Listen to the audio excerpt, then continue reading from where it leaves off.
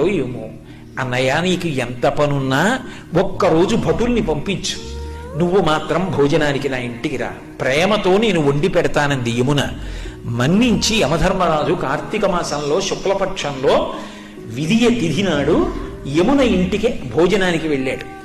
ఏం చెయ్యాలి అన్నయ్య వస్తే? పరమ ప్రేమతో చిన్నప్పుడు అన్నయ్య ఏం తినేవాడో, ఏదంటే ఇష్టమో ఆ మాటలు చెప్తూ కబుర్లు చెప్తూ ఇంకొంచెం తిననయా ఇంకొంచెం తిననయా అంటూ అన్నయ్యకి ప్రేమగా వడ్డించింది. తిన్నాడు. ఏం కావాలమ్మా నీకు అని అడిగాడు. మరి దేవతా సంబంధం కదూ, వరం ఇవ్వాలి. ఆవిడ మనందరి కోసము వరం అడిగింది.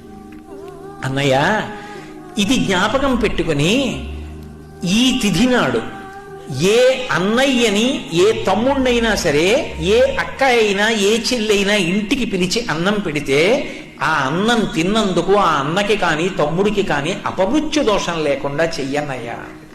తప్పకుండా ఇస్తానమ్మా అన్నాడు. అంతేకాదమ్మా, నీలాంటి చెల్లెలు ఉన్నందుకు పొంగిపోతున్నాను. విశాల హృదయంతో అడిగావు. ఇలా పెట్టిన చెల్లికి మంగళసూత్రానికి ఇబ్బంది రాదమ్మా, సౌమాంగల్యంతో ఉంటుంది, వరం ఇస్తున్నాను అన్నాడు. యజ్ఞం చేయమన్నారా, యాగం చేయమన్నారా? ఏడాదికొక్కసారి భగినీహస్త భోజనం అని తోడ పుట్టిన దాని ఇంటికి వెళ్ళి అన్నం తినమన్నారు. ఆ తిథి జ్ఞాపకం పెట్టుకుని ప్రేమగా వాళ్ళు పిలవాలి. ఆ తిథి జ్ఞాపకం పెట్టుకుని తప్పకుండా అక్క చెల్లెల ఇంటికి వెళ్ళాలి. అది లేని నాడు మీరెంతమంది అండి అంటే, నాకు అక్క ఉంది, నాకు చెల్లుంది అని చెప్పుకుని మాత్రం ఉపయోగం ఏముంటుంది? ఒక్కసారి ఆ పిలుపు రావాలి, దానికోసమే వెళ్ళాలి, ఆ ప్రేమతోనే పెట్టాలి, ఆ ప్రేమతో తిని రావాలి.